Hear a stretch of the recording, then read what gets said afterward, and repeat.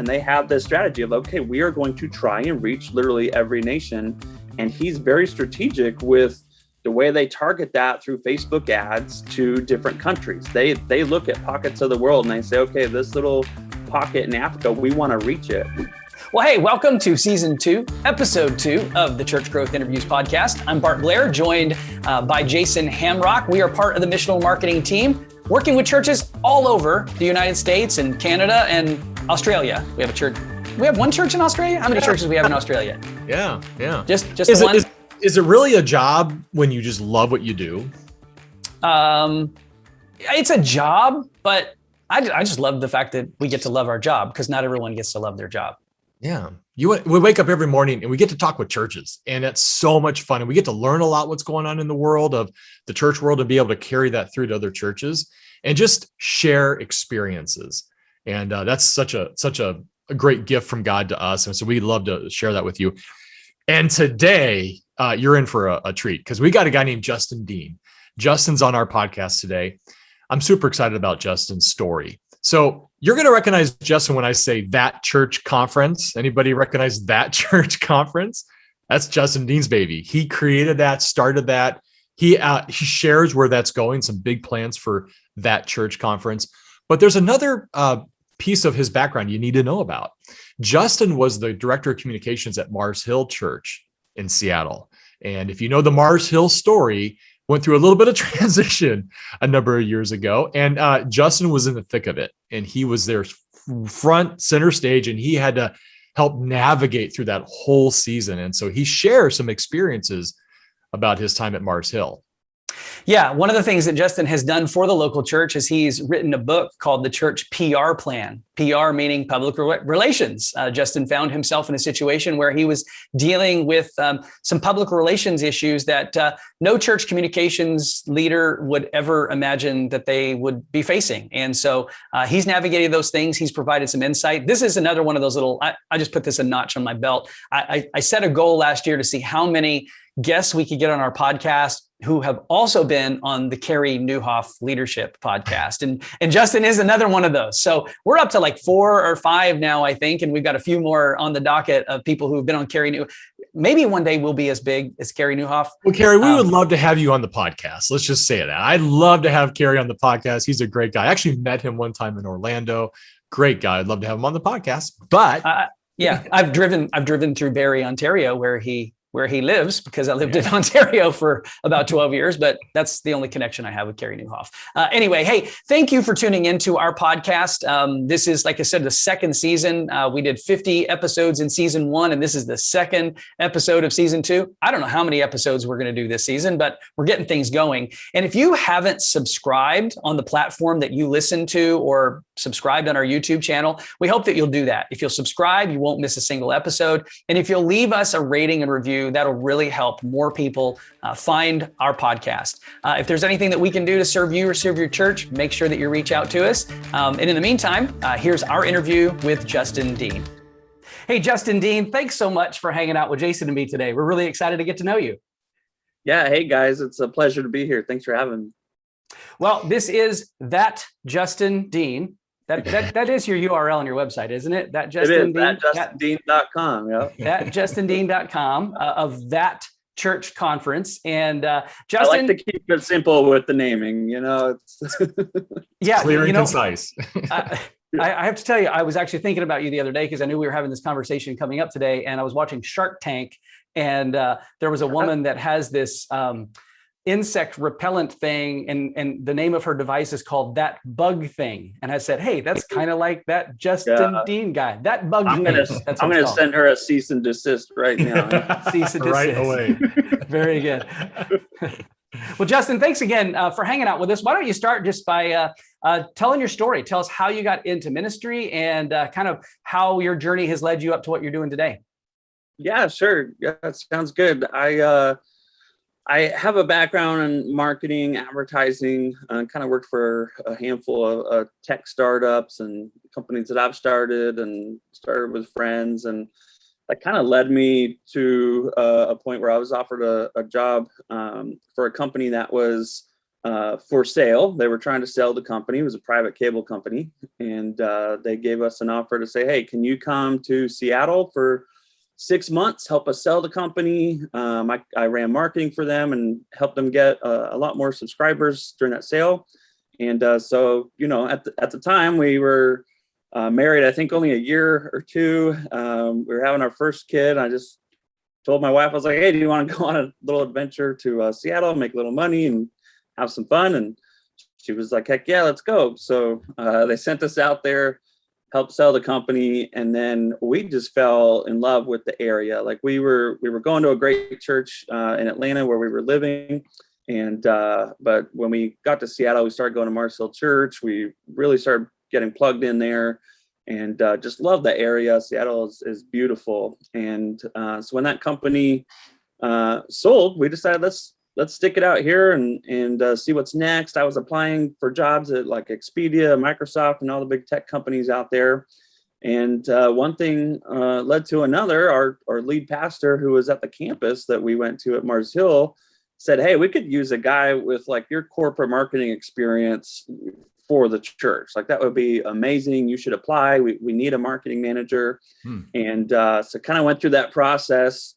God really humbled me to go into ministry and kind of leave, what we were doing and the money we were making and all that. And we just kind of took a leap of faith and made it work, and ended up running communications for Mars Hill Church and Mark Driscoll and everything that we were doing out there for about 5 years until, unfortunately the church closed. That's surprising to anybody. They can go Google it.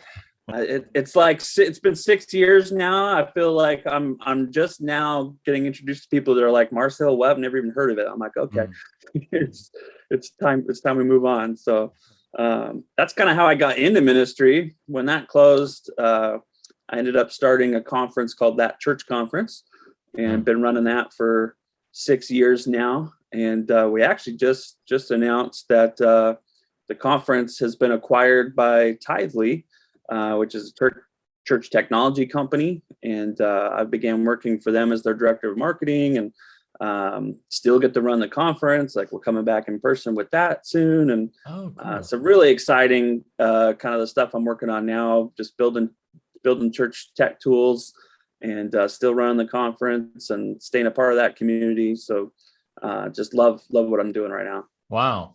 So you have, what a great story. That's so cool. And congratulations on that, because we've tuned into that church conference, and it's to see that it kind of grow and explode is, thank you, God, for that. Yeah. So a lot of the work you do is for communication directors, church communication directors. Yep. I'm a former one, you're a former communication director.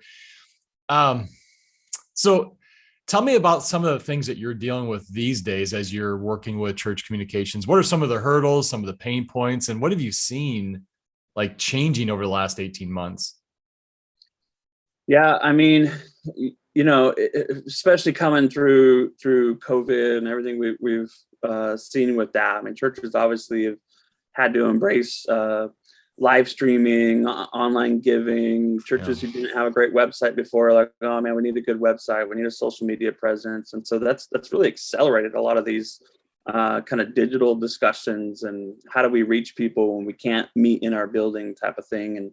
And now we're seeing, okay, everyone for the most part is back meeting in person, but they saw the value in what they were doing online. So now they're struggling to, how do we do both? We've still only got, 4 people on staff and no money. So, how do we actually do both? And when you're online, it opens up a whole another spectrum of issues. It's like, okay, now we've got followers and people who watch us who don't even live near the community that we serve. Like, do we have a responsibility to steward those relationships and disciple them? Or, it's all just comes down to your strategy and mission and vision. And so, that's a lot of the discussions that we're having with churches now. I mean, through the conference and the community we're part of, the resources we put online, through Sunday U and whatnot, it all comes down to how do we navigate those waters of what should we be doing, what's going to work well, what's going to have the most impact,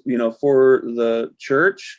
And we're seeing churches do both. Some are like, hey, we're just ditching everything we did online, and we're going to focus on our services and our local community. And I think probably the majority of churches are just trying to figure out how to do both well, because they feel like they can't, kill what they were doing online. And so we're just walking them through that, because it's gonna be different per church, honestly. Yeah, I've experienced just that. They had to go into the online thing, didn't have a choice. Right. But now that they're coming back, and they're back in person for the most part, although who knows where that's going to go. Right. It's kind of like that. The question I always get is, where do we put our resources? Because if we put them in both, we're kind of watering down both. So any ideas or any advice you'd give us? What kind of advice do you give a church if they ask that kind of question? Well, like it can't be one or the other, right? Like you can't shut down your in-person services and go strictly online. Well, I mean, I do know one church who's actually kind of doing that, which is funny. It's like, okay, I don't know, everyone's got their own vision, and so you go for it. But I think for the majority of churches, it's like, no, that's just not an option. Like, in-person services, gathering in person with our local community, however that looks, is kind of the key core product that they offer, right? The advice I give is that, hey, you saw the value in what you did online. It comes down to, what are the goals you have? What are the strategies you have in place? I wish churches would have the budget discussion more, because I still see the kind of same excuses of, we don't have the money to do this. Like we saw, online giving actually went up or plateaued for 99% of churches over, through COVID. It's like, so that the money's still there, except you've saved a ton on, having to do Sunday services like we used to do them. You've saved on facilities and stuff like that. Nobody's going on global missions right now. I know a church that has like, a $2 million global missions budget. They haven't sent anybody in 18 months now, but they're still dumping money into that. And they're still planning, as soon as we can, we're going to start sending people back to Africa on these little trips. And it's like, okay, I get that. I understand the emphasis on that. Totally on board with that. But you cannot tell me that you've got a $2 million global missions budget, but you can't spend 10 grand over here for, online services, online engagement, social media, things like that. It's you got to just look at the priorities, because I think no matter what, you can do it. It doesn't have to be fancy, beautifully produced stuff. Right. Our biggest suggestion through COVID was, you got to figure out how to get online. Doesn't mean you got to go hire a production company and all these cameras. Like, take out your phone and point it at your face. We saw churches when they were live streaming for the first time or first time fully. The pastor would drive on down to the empty church, turn the lights on, stand on the stage, and film himself in front of an empty room. And that lasted a few weeks before people were like, this is weird. Like, we don't want to stare at an empty room. Like, we understand what's going on. And then you saw pastors, okay, I can stay at home. I can sit on my couch just like you are and be a little more personal. And I can talk directly to the camera and know that 100% of the people watching are, online. And, they kind of adapted to that. And I think that's just what we've got to continue to look at. What's that strategy going forward of how to make that work? It doesn't have to be an expensive thing. And I think it's also a matter of understanding who your audience is and who you're trying to reach. And what do they prefer? I was just working with a church that's in a really wealthy part of town, but they're older. And so, connecting with younger families, there are no younger families for the most part. But the reality is, though, that 60% of the people that live in that community are unchurched, don't have faith. Right. That's where you can reach people, right? You don't have to get super creative and just understand who your target audience is and go for it. Yeah, I think that's a really important point that you're making there, Jason. I think when churches, 14, 15 months ago that had never had an online presence were pivoting to have some sort of online engagement, their primary focus was, how do we do church for our people online? Yeah. And now we've reached a point where any church that's talking about, kind of maybe pulling back on what they're doing online or even killing it altogether, are completely missing out on the opportunity to repurpose their online experience for the people that they haven't yet reached. And so, when I hear about a church that has an international missions budget that they're unable to use, my first inclination is, can we use some of that for local missions? And can we actually try to actually do local missions online? I was actually looking at some analytics for a church that we work with this morning, and they're kind of asking questions about website engagement and what's happening. And the number one driver of traffic to their website through the Google ad grant, which is something that we manage for them, is people Googling church online and church live streams. And so even though we're 16, 17 months into this, many churches, most churches, I would say, probably have some in-person gathering happening. There are still people Googling every single day, church online or church live stream. And so it's kind of, we've had to help churches make this pivot from seeing their website as solely something as a communication tool for their own people, to now saying, hey, your live stream isn't just for your own people. It's actually a great opportunity for you to reach people that don't yet know you. Well, and honestly, that's a great point. I mean, about using it locally, but you can even still stay on the same strategy and mission to use it globally. My friend Steve Fogg, who is from Australia, I think he's in the UK now somewhere, but he's an online pastor for a church, and they have a global mission to reach far and wide, and they have a ton of people, hundreds of thousands of people who watch their live stream every week from all over the world. And they have this strategy of, okay, we are going to try and reach literally every nation. And he's very strategic with the way they target that through Facebook ads to different countries. They look at pockets of the world and they say, okay, this little pocket in Africa, we want to reach it.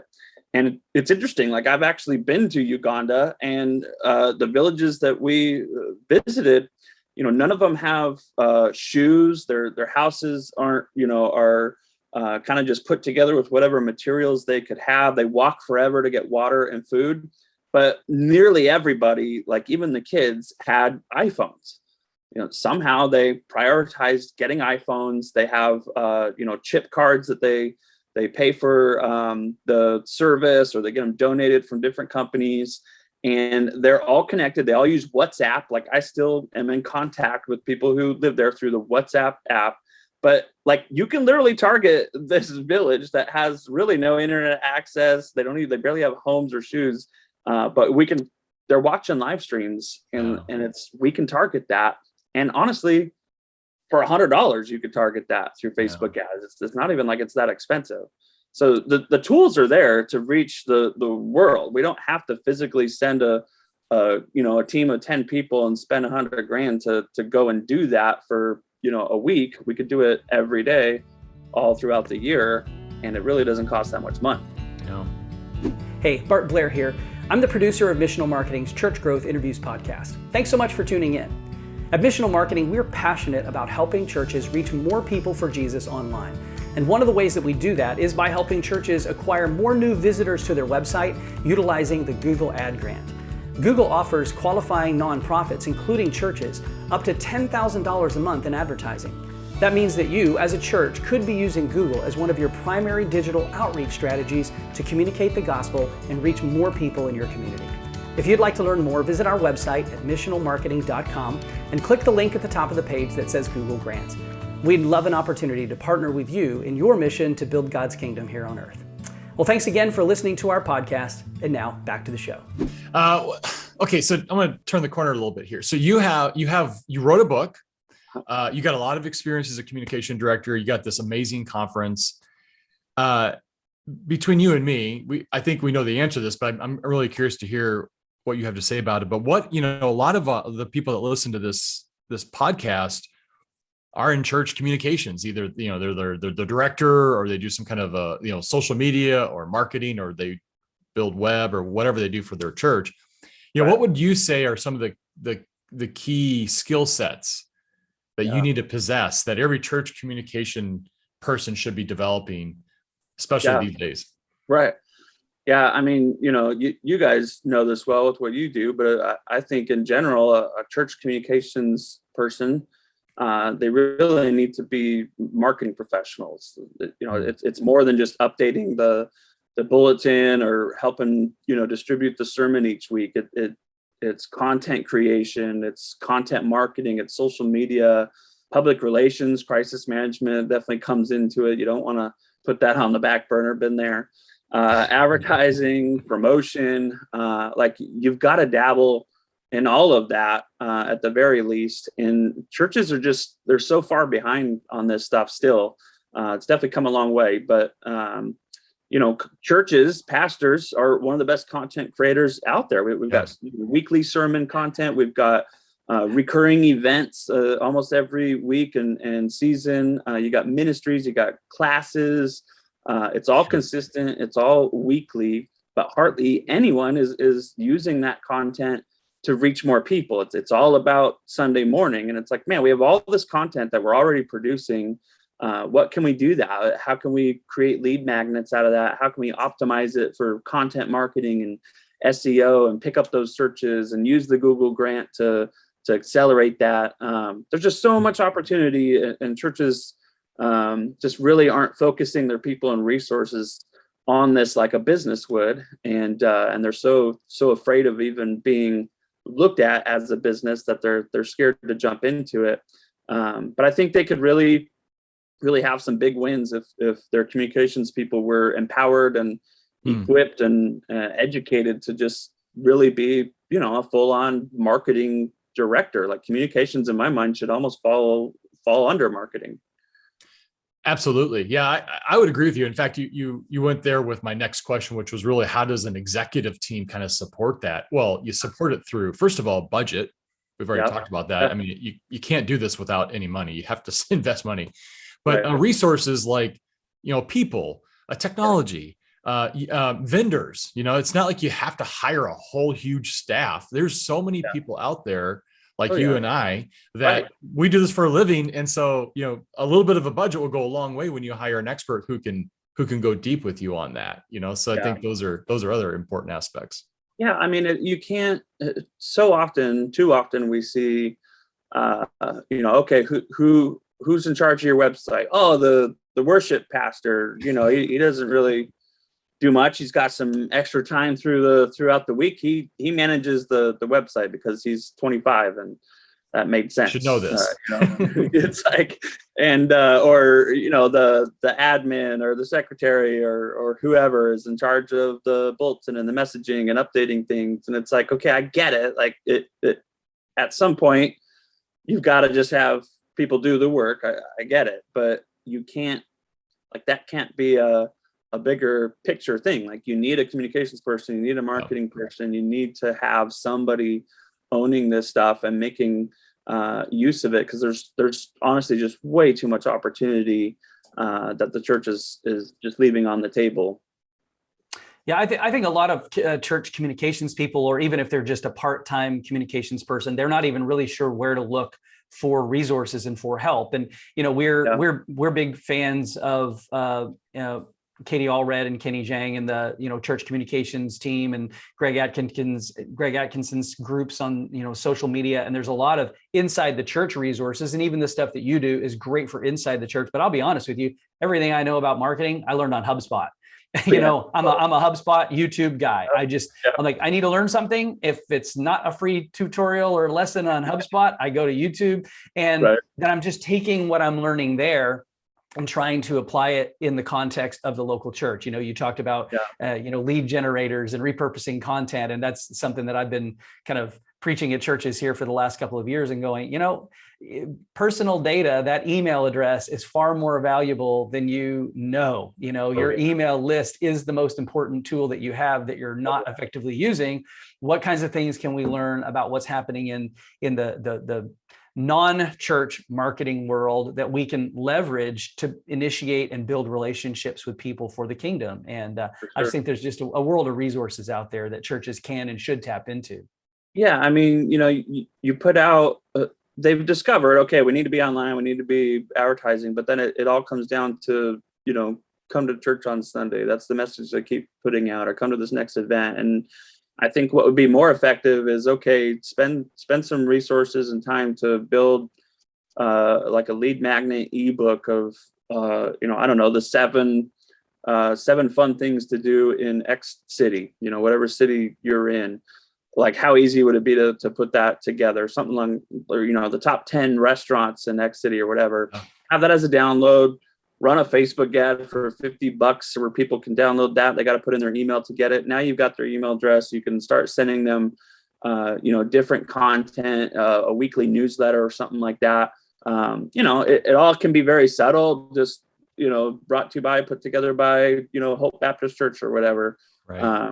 Like, I don't know, like that's, one example. There's so much you can do along those lines of, let's try to bring value to the community through the content that we put out. Don't just post your hour-long sermon, break it up into a clip on different topics and put that out, and just provide value, try to capture those emails, and then just start continuing the conversation with people.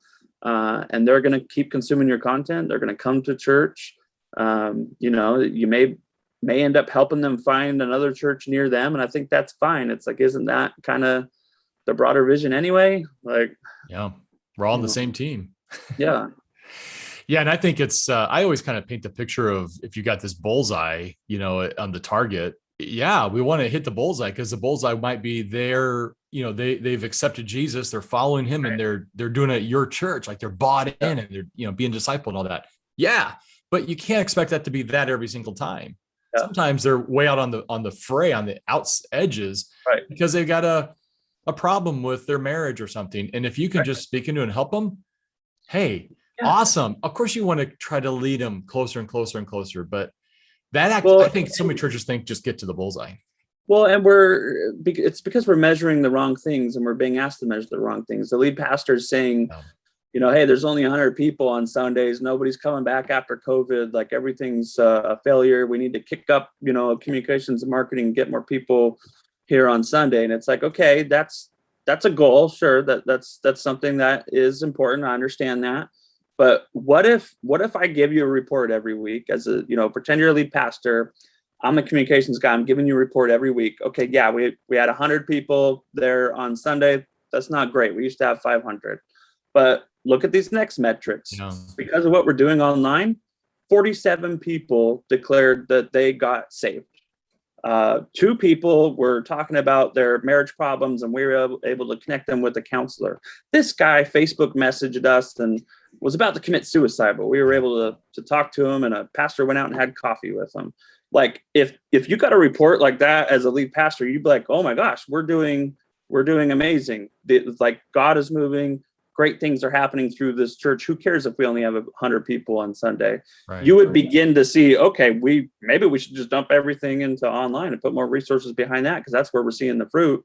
Problem is, nobody's creating reports like that. Nobody's measuring that stuff. Nobody's being equipped or authorized to even, create reports like that. And I think that's where we're really, really missing out on a ton of opportunity. Oh, I think there's some generational challenge there as well. And I'll say, I'm 51. I'm not, a digital native. I'm a former pastor, and I will tell you, and prior to going into ministry, I was in the performing arts. So I was a musician and an actor. And so there is something, I did some video work, some, television, film type stuff early in my professional career. I never loved that as much as I love being on stage in front of people. And that translated to years later, being a worship leader and eventually a senior pastor, and preaching in front of a crowd is a completely different experience than preaching to a camera. And I'm watching now, and I'm seeing younger pastors embrace YouTube and embrace, the whole video piece at a much greater level than those of us who are a little older. And so I see that there's some generational things there that we're still kind of pushing up against and trying to help churches with an older executive team. And when I say older, they could be in their late 40s and 50s like me. They're not necessarily old. I don't think I'm old. If I'm old, Jason's So I don't consider myself an old guy, but generationally, when I'm working with church planters that are 28, 29, 30 years old, and they are digital natives, they don't remember not having a cell phone. It's a completely different ball of wax.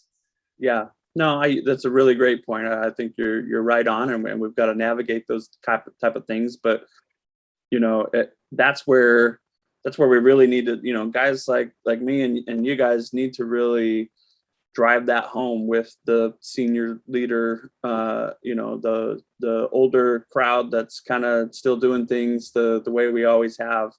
A lot of what we do is just trying to turn that conversation around and show the value of what can be done. And it comes down to literally creating reports like that. Show the data. Like you show a lead pastor something like that. That's when it comes down to, that's all they care about. And you've got to dig in and think, why do they care so much about filling the seats on Sunday? It's because they want to see lives transformed. They want to see people come to Christ. They want to see people get baptized. They have an emphasis on the sacraments, and that's very important. We understand that biblically. So how do everything that I want to do digitally, how can that support that instead of, butt up against it? And just working with them in that way, but showing the data to show, hey, this is what we can actually do. And then going from there. And if it comes down to, nope, we don't want to do any of that. I don't care that 47 people got saved online. We want them to get saved in our church. Then it's a different conversation. And you might want to find a church with a different leader. You might be looking for a new job. Yeah.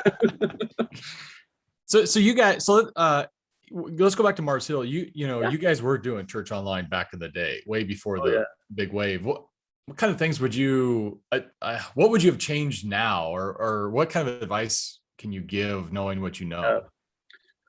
Yeah, I mean, we definitely focused on church online a ton. We were one of the first churches to really do that. I mean, even early on before my time there, if not the first, one of the first church. I know Larry Osborne was very involved in that with North Coast, and even at Bill Hybels' church. I mean, there was all kind of influences there. And so, 90% of like what my department did was support our online efforts. And we reached a massive audience all over the world. So I think the key, again, for churches is just focusing on it, prioritizing it. You can't just wait for that influence or an audience to happen. You have to deliberately go after that. And we certainly had put a ton behind making that happen. I think where we got in trouble or struggled was just how to differentiate between like our global online audience and our local churches. And so it was almost like two different visions or two different missions. We were very much all about the local church, getting people into church, but we love being able to influence the world and reach people, with great biblical content in so many different countries. I mean, we literally had, when we first started tracking, I remember this because we weren't even tracking it, and we built all these tools to track it, and we were just watching week after week how many people were actually engaging on our website, watching these videos, just the recordings of the sermons, and we were getting consistently 250,000 people watching the sermons every week from all over the world. It was just insane. Like churches even today just don't even touch that. Like it's crazy how many people were engaging with that content. And so we took that and we planted churches with that, and tried to kind of combine these missions, but we didn't have that plan when we began. And so I think that's where it struggled. The messaging struggled, all of our marketing struggled with it, and it became a mess. But what we did is we kind of looked at, okay, who's been watching us online, and where are they located? Where are they consuming that content? We would narrow it down by location. And when we saw that a ton of people, like for example, our Portland campus, when we launched that church, we saw that a ton of people were watching every week consistently from the Portland, Oregon area.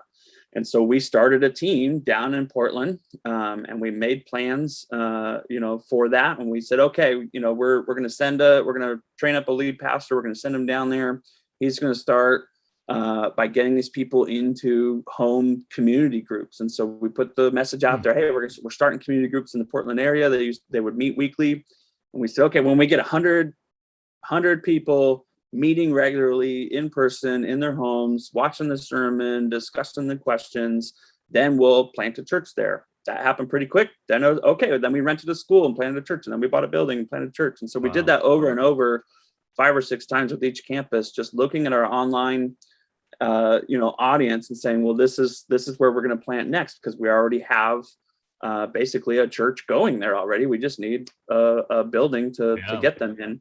And we knew that we weren't pulling from other churches because these people were already engaging consistently with our content. And so, I think as far as like what I would do differently, kind of looking back now, I think I would have slowed down. Like we had somewhat of a plan, but at the same time, like we were one of the only churches doing it, the only church doing it on that scale or with that, much resources behind it. Plenty of churches at the time were live streaming or putting their sermons online, but not in the way we were doing. Like we were a content machine with that stuff. And so a lot of pressure just to get that out and keep it up. We had no examples to look at. We were really trying to figure it out as we go. And like I said, the messaging got very confusing, very controversial, because we called it our global audience, but then we also had like our global fund for missions, and people were like, wait, what are we giving to? And it just got weird. And so, we had a million different things going on at the same time, music label and books, and someone decided to start a full-on accredited Bible college in the middle of it all. And so I would just say, like, if I look back, I would slow it down, plan it out, have much more purpose and clarity with what we're doing with our online audience and how that, kind of folds into our grander vision and missions, that we can just, steward and influence those people with some purpose. Yeah, that's good advice for any business, not just the church world, any ministry or for-profit business. Oh, good words. Yeah. So last, I muted myself. I was trying to talk. I muted myself. I don't do that very often. I was just saying that there is this tension, I think, between what we see in churches wanting to go too fast and churches not wanting to put enough gas in the machine, right? There is that tension. You have some, obviously you were working under a leader who at this point looks like he was a very driven leader, driven to do things. And there are leaders out there that are driven to make the biggest splash and the biggest impact they can, and as fast as they can. And then there are others that maybe underestimate the impact they could have if they would actually leverage the gifts and the talents that they have along with digital media. And I love hearing stories. Jason and I are friends with the team that run 95 Network, and they have a podcast. And even just this week, they featured a guest from a small church in Oklahoma who's leveraging online media to launch a discipleship pathway for new Christians. And I kind of downloaded it, and I'm kind of going through it. And, it's not a highly produced, high budget thing, but it's super well done and super practical. And here's a small church pastor in a community in Oklahoma who's leveraging the internet to help people grow in their faith in Jesus. And, I wouldn't even say he's necessarily a super driven leader, not from what I could hear, but he's got gifts and he's got a calling, and he's using the internet in addition to his local church to leverage that. And so that's that tension that we're always kind of working in, where you don't want to go too far too fast.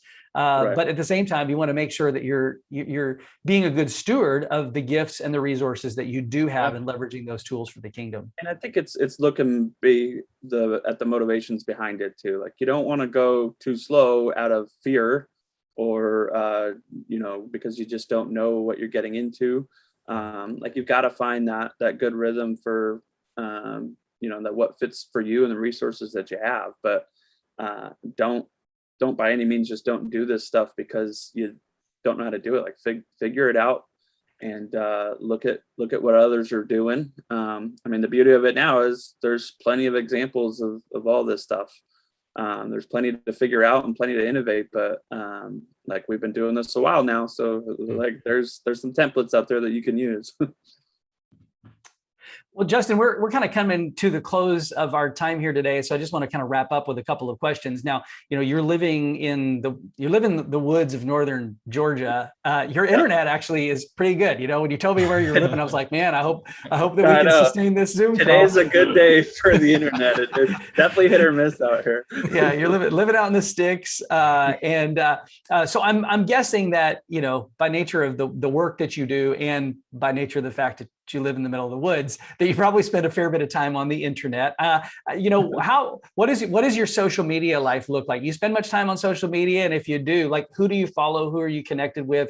Who are you learning from online? Well, I'll put aside the category of politics. So I mean, that's definitely takes up a lot of time these days. Very into politics, but when it comes to the context of what we're talking about, I would say Ryan Wakefield, the church marketing university, doesn't get enough credit. The guy's a machine putting out amazing content for churches, and so I follow a lot of what Ryan does. Phil Cook is another good follow, just informative but also very fun.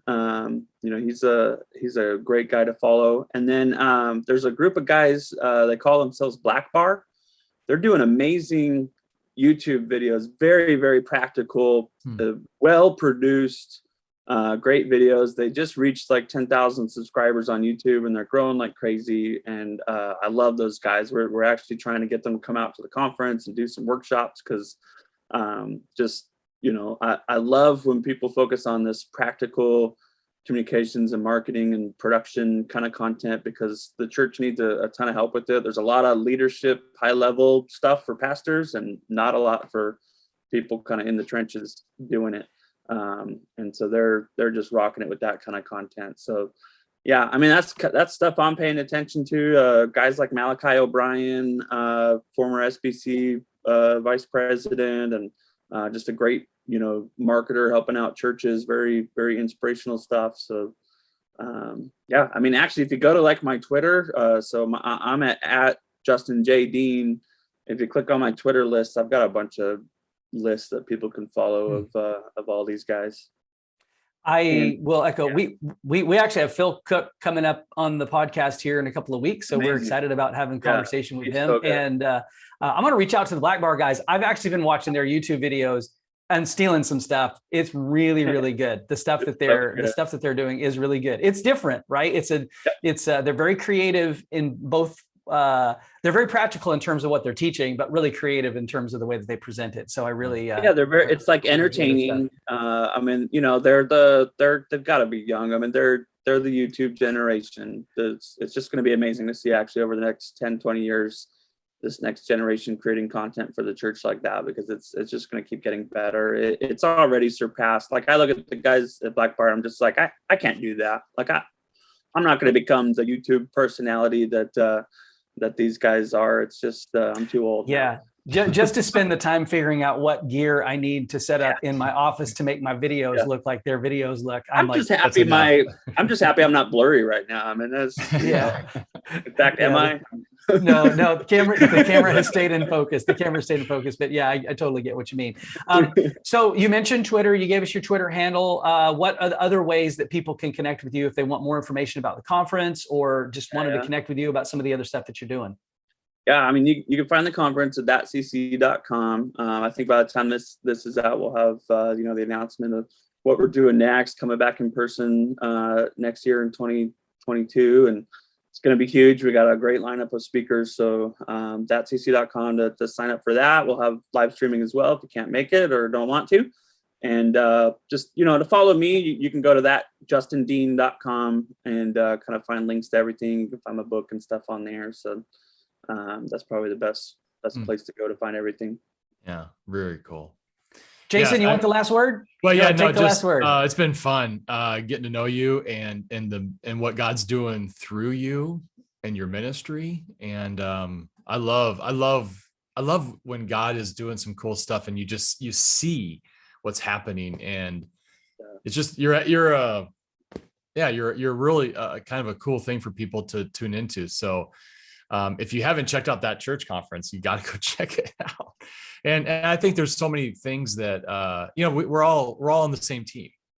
Right. We have one goal, and just, that's what I tell churches all the time. It's all about Great Commission focused, trying to expand, reach more people for Jesus, and let people know there is hope in a really, really sick world that we're in right now. So thanks for all the ministry you're doing. We really appreciate that.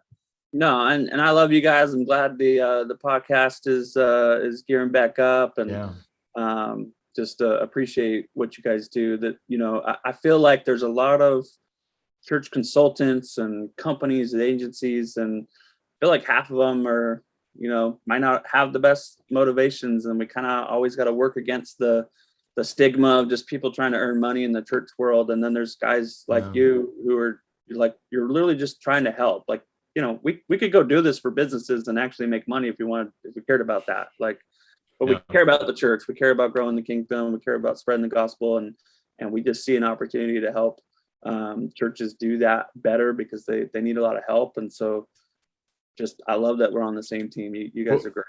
We said this earlier. God's got a sense of humor, because I wasn't planning on working at a church. You weren't planning on working at a church. I mean, come on. He's going to use us. In high school, I was voted least likely to ever work in a church. So it's amazing that it's amazing. That it's I was voted least likely to go to church. So let alone work at a church. You did not want to know me in high school. Good. That is good. Well, Justin, thanks again for your time today. We really appreciate you being on the show. Yeah, thanks, guys.